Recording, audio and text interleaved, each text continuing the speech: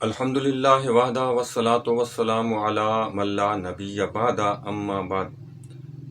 حضرات محترم، بچوں کو خاص کر کان پیڑوں یا کن پیڑے جو ہیں ان کا عمومی طور پر مسئلہ رہتا ہے، تو بہت سارے دوستوں نے جب اس سلسلے میں سوال کیا تو اس سلسلے میں ایک دوا بھی بتاؤں گا اور ایک دم کا بھی بتاؤں گا۔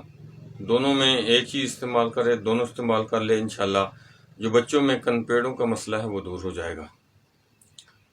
سب سے پہلے دم کا طریقہ آپ سمجھ لیں کہ بچوں کے جو کان کے قریب جو کن پیڑے ہوتے ہیں وہ وہاں پر پھول جاتے ہیں، تو وہاں پر آپ نے جہاں کن پیڑا موجود ہے دائیں طرف ہے یا بائیں طرف ہے، تو اس کے اوپر آپ نے الحمدللہ رب العالمین یہ والی جو صورت ہے، سورۃ فاتحہ تو ہے، بسم اللہ الرحمن الرحیم کے ساتھ آپ نے پڑھنی ہے اور دائیں طرف سے اسے شروع کرنا ہے۔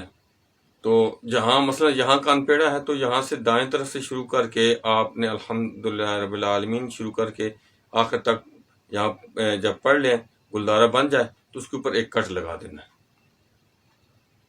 یہ 3 ٹائم جو ہے آپ نے دم کرنا ہے، ایک صبح، دوپہر، ایک صبح کو کرنا ہے، ایک شام کو کرنا اور ایک اگلی صبح کرنا ہے۔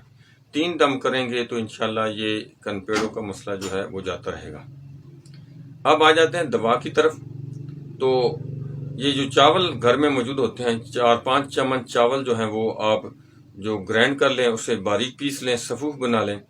اس کے اندر 1-8 چمچ جو ہے گڑ جو ہے اس کو اس کے اندر ڈال لیں اور اس کو رگڑائی کریں۔ جب آپ وہ باریک گڑ ڈالیں گے تو وہ رگڑائی کرنے سے ایک لیپ کی شکل اختیار کر لے گا۔ جب وہ لیپ کی شکل اختیار کر لے تو آپ نے جہاں کن پیڑا ہے، مثلا یہ دائیں طرف ہے، یہاں کان کے قریب وہ سوجا ہوا ہے، تو وہاں پر آپ نے اس کا لیپ کر دینا ہے۔